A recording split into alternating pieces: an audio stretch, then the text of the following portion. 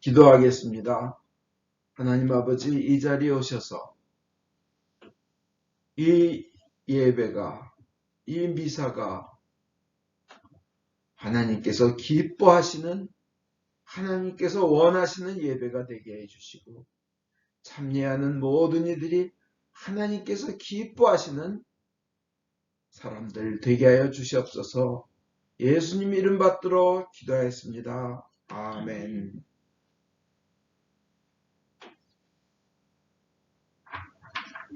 오늘은 복음에서 가난한 사람들아 너희는 행복하다.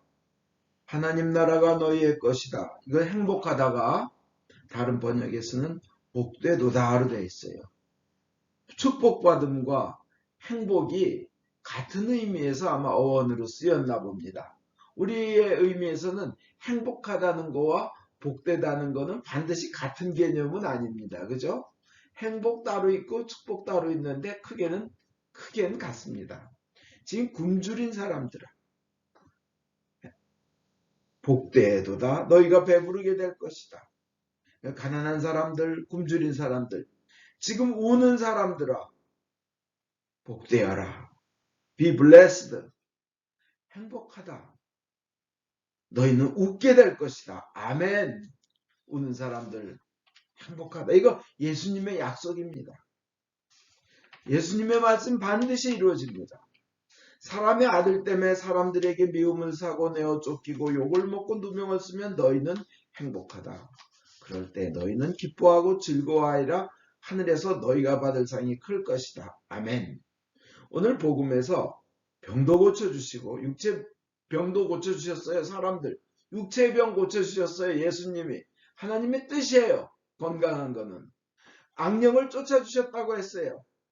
영혼과 마음과 정신 거기 들어있는 귀신들 악령들 쫓아내고 그 어둠의 세력의 그림자들 그 잔재 쫓아내 주셨습니다. 그게 하나님의 뜻이고 예수님의 하신 일입니다. 그리고 밝은 앞날에 대한 희망을 주십니다. 너희는 행복하다 복되어라. 하나님 나라가 너희의 것이다. 복되다 복되다. 오늘 일독서도 그렇잖아요. 그리스도 한 명이 살아나신 것처럼 부활한 것처럼 그를 믿는 우리 모두 부활한다는 거예요. 영원토록 산다는 거예요. 그것이 바로 하나님의 뜻이고 약속이라는 겁니다. 우리도 부활한다는 거. 이거 세상에서도 고쳐주시고 병마 쫓아주시고 악령 쫓아주시고 마음의 상처 치유하여 주시고 영원토록 영원한 행복의 나라와 생명의 나라 하나님의 나라 천국을 약속하셨다는 겁니다. 이게 일독서와 복음의 말씀입니다. 얼마나 기쁩니까? 그러면 우리가 그 주님께서 그러한 그 희망과 그 앞날에 대한 영생과 그런 것을 전하는 것, 그 삶을 사는 것을 제자들에게 맡기셨어요. 그요? 제자들에게 그렇게 살라고 그걸 믿고 나가라고 내가 부활했으니까 너희도 부활할 것이라고. 그리고 예수님만이 나는 길이요 진리요 생명이다. 나를 통하지 않고는 아무도 아버지께로 올 자가 없다 그러는 거예요. 예수님이 스스로 말씀하신 거예요. 그것을 믿는 제자들의 모임이 뭐예요? 교회예요. 그렇다면 교회는 우선 그 가르침에 반대되는 것, 그걸 악이라고 합니다. 그것을 경계해야 합니다. 즉 믿음의 깨끗함을 유지해야 합니다. 우선 구원에 대해 예수님에 대해 다른 것을 전하는 사람들이 있으면 성경은 어떻게 하라고 말하냐? 성경은 분명히 그래요. 예수님이 직접 말씀하셨어요. 나는 길이요 진리요 생명이다. 아, 도가 무엇인가? 도를 아시나요? 예수님의 도고 길이요. 길이에요. 참된 길은 예수님 밖에 없어요. 영원한 완벽한 진리신 하나님께로 가는 길은 예수님밖에 없어요. 예수님이 그렇게 말씀하셨어요. 생명이라 그러셨어요. 생명, 영원히 사는 생명, 진리라 그러셨어요. 무엇이 진리인가? 어디에서 와서 어디로 가는가? 인생은 왜 사는가? 죽으면 어떻게 되는가? 간단해요. 영원한 생명을 얻는 것보다 더 큰 진리가 있어요? 영원한 진리 자체이신 하나님과 함께 하는 것보다 더 큰 진리가 있냐고요. 진리 자체이신 분과. 근데 그분께로 가는 길이 예수님 한 분밖에 없다 그랬는데 뭐 다른 얘기하는 사람들이요. 그럼 뭐예요? 예수님의 그 말씀이 예수님이 거짓말장이라고 하는 거예요. 다른 말을 전하는 사람들은 예수님이 오직 구원이시다는 말 외에 다른 말을 전하는 사람들은 어떻게 돼요? 아직 예수님의 제자가 덜 된 거예요. 예수님이 말씀하신 그 구원과 그 천국과 하나님께로 가는 길은 아직 못 얻은 거예요. 그죠? 왜냐하면 예수님을 무시하는 거예요. 예수님의 십자가의 그 고통을 너무 이렇게 낮춰버리는 거예요. 예수님 외에도 구원이 있어야 아직 예수님은 말씀하신 그 제자는 못 되는 겁니다. 그런 사람에 대해서 요한 2서 1장 10절에서 11절 만일 누가 여러분을 찾아가서 이 교훈과 다른 것을 전하거든 어떡하라고? 그를 집 안으로 받아들이지도 말고 집에 들어오게도 하지 말라는 거예요. 다른 것을 전하면 인사도 하지 마십시오. 그런 자에게 인사를 하면 그의 악한 사업에 참여하는 것이 됩니다. 물론 그들과 싸우고 죽이려고 전쟁하고 이러란 건 아니지만 그 이상한 이론을 반대 이론을 전하는 사람들. 교회 안에도 그런 사람들이 있어요. 어느 주교가요. 저희가 떠난 교단의 어느 주교가 이슬람한테 가가지고 우리가 너희들에게 전도하려고 했던 거 참 미안하다고 사죄한다는 거를 10여 년 전에 뉴스를 본 적이 있어요. 아니 그러면 그 사람이 어떻게 예수님의 제자예요? 예수님의 십자가의 보혈은 뭐가 되는 거예요? 순교자들의 그 죽음들은 다 의미가 없게 만드는. 근데 왜 그 교단에서는 그 주교를 징계하지 않나? 근데 오히려 오픈 마인드 넓으신 마음을 가진 주교라고 칭찬이 가득한 걸 보고 저는 마음속에 참 슬펐습니다. 에베소서 5장 6절에서 7절 여러분은 아무한테도 허황된 이론 이 우상숭배예요. 다른 신을 숭배하는 거예요. 그런데 속아 넘어가지 마십시오. 이런 일 때문에 하나님의 진노가 당신을 거역하는 자들에게 내리는 것입니다. 하나님의 진노가 하나님의 채찍이 하나님의 말씀에 순종하지 않는 자들 불순종하는 자들 말씀에 순종하지 않는 자들은 뭐예요? 거역하는 자죠. 반역하는 거죠. 대드는 자들이에요. 하나님의 진노가 내린다고 성경은 분명히 얘기합니다. 심각한 얘기예요. 하나님의 진노가 내리면요. 죽는 정도가 아니에요. 병드는 정도가 아니에요. 영원한 재앙이에요. 정말 심각하게 받아들여야 됩니다. 교회 안에 그런 사람들이 있어요. 그러므로 여러분은 그런 사람들과 상종하지 마십시오. 아까 요한은 뭐라 그랬어요? 집에 들이고 인사하면 악한 사업에 너도 같이 참여하는 것이라 그랬고 이번에 에베소서의 바울은 뭐예요? 상종하지 말라고 되어 있습니다. 그러면 구원에 대해 예수님에 대해 다른 것을 전하는 사람들에 대해서 교회는 그런 정결함 그런 자세를 유지해야 돼요. 두 번째 교인이라 그러면서 윤리적 죄를 계속 짓는 사람이요. 교인 아닌 사람 말고요. 교인이라면서 장로라 그러면서 위원이라 그러면서 회장이라 그러면서 마태복음 18장 15절에 보면 어떤 형제가 너에게 잘못한 일이 있거든 단둘이 만나서 그의 잘못을 타일러 주어라. 그가 말을 들으면 너는 형제 하나를 얻는 셈이다. 그러나 듣지 않거든 한 사람이나 두 사람을 더 데리고 가라. 그리하여 두 사람이나 세 사람의 증언을 들어 확정하여라. 한 말씀대로 모든 사실을 밝혀라. 그래도 그들의 말도 듣지 않거든 교회에 알리고 교회 말조차 듣지 않거든 그를 이방인이나 세리처럼 여겨라. 계속 질질 끌려가지 말라는 거예요. 교인이라 하는 사람들. 그 다음에 고린도전서 5장 11절에 어떤 사람이 자기가 교인이라 하면서도 음행을 일삼거나 항상 술 취하거나 우상을 숭배하거나 남을 중상하고 비난한다면 그런 자와는 상종하지도 말고 음식을 함께 먹지도 마십시오. 그래요. 음식도 먹지 말래요. 고린도전서 5장 13절 교회 밖에 있는 사람들, 그 믿지 않는 사람들은 하나님께서 심판하실 것입니다. 그래요. 그들 구원의 대상이에요. 교회 밖의 사람들. 비교인들, 미신자. 그러나 교인이라 하면서 그런 죄를 계속 짓고 살면서 회개하지 않으면요, 여러분 가운데 있는 그 악한 자를 쫓아내라 그럽니다. 왜냐하면 전염병처럼 남에게 전염시키기 때문에 그래요. 계속 욕하고 다른 거 가리키고 같이 죄 짓자 그러고, 그건 목회자들 중에, 성직자들 중에 굉장히 많아요. 그냥 흔히 신학교에서 하는 말 중에 제일 큰 마귀는 신학교에 있다고 하는 말이 있어요. 베드로전서 5장 8절에 근신하라, 깨라. 너희의 대적 마귀가 으르렁거리는 우는 사자같이 두루다니며 삼킬 자를 찾는다는 거예요.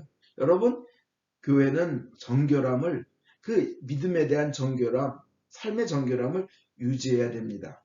그럼 두 번째로 또 그만큼 중요한 게 있어요. 그렇다고 그러면 교인이 때로 약하고 실수하고 부족한 건 어떡하냐 이거예요. 그거 매번 정죄해? 아니에요. 그거는 감싸주고 용서해야 되며 권면해야 되는 거예요. 인간은 아담이 이제 죄지면서 서로 인간끼리 관계가 나빠지는 저주가 들어왔어요. 그래서 아담이 이브를 원망하고 핑계하잖아요. 당신이 짝져 주신 저 여자 때문에 제가 죄를 졌습니다 하는 식으로, 그죠? 서로 간에 원망하게 돼요. 그리고요, 인간은 그때부터 불안에 휩싸이는 저주가 왔습니다. 누구나 인간은 부족합니다. 그 대신 그럴 때, 부족할 때마다 오히려 그들을 위해서 권면하고 축복하면 그 복이 온다는 거예요. 욥이요, 자기에게 그렇게 심리적으로 막 올바른 말로, 그냥 옳다는 말로 막 괴롭혔던 친구들을 위해서, 그렇게 다 막 자기를 정죄하고 그런 친구들을 위해서 기도하니까 그의 소유가 이전보다 2배가 되었다. 욥기 42장 10절부터 17절까지 나오면 그의 재산이 2배가 되었고 친구와 좋은 인간관계가 되었습니다. 많은 사람들이 찾아와서 남을 오히려 비난하고 원망하고 원수 갚는 대신 그들을 위하여 축복의 기도를 바치니까 좋은 인간관계가 막 됐어요. 사람들이 찾아와서. 그 다음에 아름다운 후손의 복이 찾아왔습니다. 세상에서 가장 아름다운 후손들이, 세 딸이 생긴 거예요. 여러분도 그 축복 받으시길 바랍니다. 그 다음에 건강과 장수의 복이 찾아왔어요. 명예와 후손의 복과 하나님의 축복의 재산과 건강과 장수의 복. 그 욥이 대충 고통받았을 때가 50세에서 70세 사이인데 그로부터 140년을 더 사셨다 그러니까 한 대충 200살을 사신 거예요. 건강과 장수의 복을 받았는데 여러분도 그 어떤 약함과 실수와 부족함은 감싸주고 용서하고 오히려 축복의 기도를 해주면 여러분이, 여러분에게도 그 복이 내릴 줄 믿습니다. 욥에게서 주신 그 복이. 누구나 단점이 있습니다. 단점이 나올 때마다 미워하고 뒤에서 흉보고 같이 아파하기보다, 같이 고쳐나가기보다는 자기는 그러면서 저건 이러면서 하면 그렇게 욕하고, 그러면 세상에 완벽한 인간이 어디 있어요? 세상에 완벽한 교회가 어디 있어요? 세상에 완벽한 성직자가 어디 있어요? 서로 위해서 울면서 기도해 줘야 되잖아요. 하나님께서는 심판하실 때 남을 비난하고 욕하는 사람보다는 그들을 위하여 우는 사람들은 놔두고 나머지는 다 죽이라고 했어요. 근데 그런 서로 덮어주고 용서하고 단점이 있으면 격려해주고 사랑으로 해야 됩니다. 사랑으로 서로 느껴져야 합니다. 그러면 그 축복이 나에게 옵니다. 교회는 목욕탕이에요. 부족하고 떼낀 사람이 와서 때를 벗고 깨끗하게 돼서 성장해야 되는 것이 교회인 줄 믿습니다. 누구나 부족합니다. 그리고 미성숙한 자가, 신앙의 미성숙한 자, 그들을 막 저기 하는 것보다, 욕하는 것보다 아직 우유 젖밖에 못 먹는 사람이다. 딱딱한 밥은 위생가다 돼가지고 못 먹는 사람이다. 그러면 점점 건강하게 키워줘야 되는 것이 교회잖아요. 그죠? 아까 두 가지 말씀드린 거, 구원에 대해서 다른 것을 기를 쓰고 전하는 사람들, 교인이라면서 계속 죄를 짓는 사람들, 이런 사람들에게서 경계하라는 거지. 아직 실수하고 미성숙하고 이런 사람들, 부족한 사람들은 서로 같이 기도해야 된다는 거예요. 아무도 인간이 완벽한 인간이 없어요.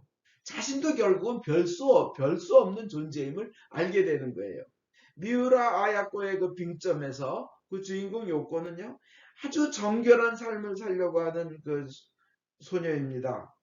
아주 깨끗하게 살려고 노력하며 정말 경건하게 살고 아름다운 삶, 사랑의 삶을 살려고 하는 사람입니다. 근데 어느 날 자신이 그 부모의 딸이 아니며 입양돼 있고 입양되었으며 자기는 사생아라는 걸 발견해요.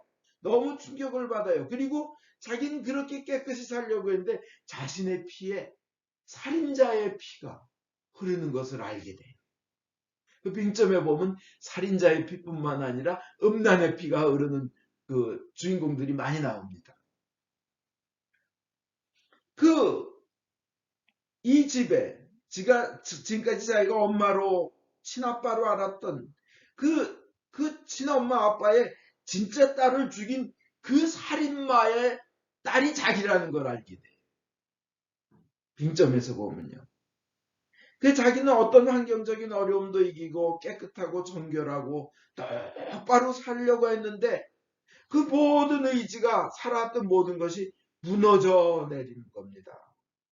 나도 별 수 없는 존재구나. 나도 더러운 존재이구나.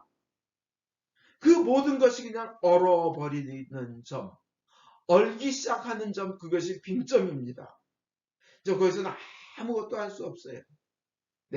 그래서 스스로 죽기로 합니다. 자살하기로 합니다.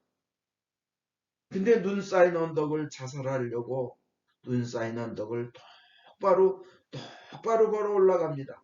근데 뒤돌아보니까 자신은 한치의 오차도 없이 똑바로 걸은 줄 알았는데 삐뚤빼뚤하고 정확하지가 않는 걸 보면서 결국 나 자신도 별 수 없구나. 그러면서 자기에게 그 가슴에 상처를 주었던 그 엄마와 이 사람들을 용서하게 됩니다. 중요합니다. 인생은 누구나 빙점을 만납니다. 모든 것을 놓고 죽어버리고 나의 그 죽어버리고 싶은 순간 나는 정말 더럽고 연약한 그리고 쓸모없는 존재였구나 하고 그렇게 느끼는 순간들이 인간에는 반드시 옵니다. 그러나 우리 예수 믿는 사람 이것을 알아야 됩니다. 바로 그 빙점, 그 얼어붙어 버리는 그 빙점의 시작이 사실은 지금까지 다 얼어붙었던 모든 것들이 녹기 시작하는 동일한 점이라는 겁니다. 모든 것이 얼기 시작하던 그 점은 이미 얼었던 모든 것들이 녹기 시작하는 점이 될 수 있습니다. 그것이 바로 우리에게는 예수님을 통해서 우리가 용서를 받고 남들을 용서하며 사랑을 할 때 그 빙점은 녹기 시작하는 십자가의 사랑의 온도가 되기 시작하는 겁니다. 누구나 죄가 있고 단점이 있습니다. 그것이 인간의 한계입니다. 그래서 우리는 서로 사랑하고 서로 감싸주고 어려울 때 격려하라고 하나님은 우리를 부르신 겁니다. 예수님은 그 빈점을 녹는 점으로 만들기 위해 십자가에서 나를 위해 돌아가시고 내 죄를 정결하게 해주시려고 피를 흘리신 것이며 그 보혈은 씻지 못한 죄가 없는 줄로 믿습니다. 내가 고통스럽지만 남을 감싸 안을 때 그리고 예수님의 길을 가도록 도우면 하나님은 반드시 응답해 주시고 축복해 주시며 그러한 노력의 현장에서 기적을 베풀어 주십니다. 그리고 어려움을 이기게 하고 서로 고통을 참아낼 수 있게끔 권면하며 남에게 힘이 되게끔 하는 사람은 정말 하나님께서 원하시며 그 축복하는 사람입니다. 예수님의 십자가의 고통이 온 인류의 희망이 된 것처럼 나의 빙점이 오히려 모든 것이 녹기 시작하는 그 점으로 되는 순간이며 남들에게 그것을 전하면 우리는 하나님으로부터 직접 축복받는 것입니다. 이것이 하나님의 명령입니다. 하나님의 명령 굉장히 많습니다. 그러나 그 모든 것 신명기 28장 1절에서 14절까지의 축복을 받는 데 필요한 모든 많은 것들이 있지만 두 마디로 요약하면 하나님을 사랑하고 이웃을 사랑하고 감사하느라는 겁니다. 그러면 신명기 28장 8절에 야훼께서 명령을 내리셔서 너희 창고와 너희가 손을 대는 모든 일에 복이 넘치리라. 이렇게 너희 하나님 야훼께서 너희에게 주신 땅에서 너희는 복을 받으며 영원토록 복을 받을 것이다 하는 겁니다. 이것이 하나님께서 원하시는 교인의 모습이고 교회의 모습입니다. 정결함을 유지해야 됩니다. 믿음에서. 그리고 서로 간의 실수와 부족함은 감싸주고 나도 별 수 없는 죄인임을 인정하며 예수의 보혈의 능력으로 사랑의 삶을 사시기를 주 예수 그리스도 이름으로 축원드립니다. 아멘.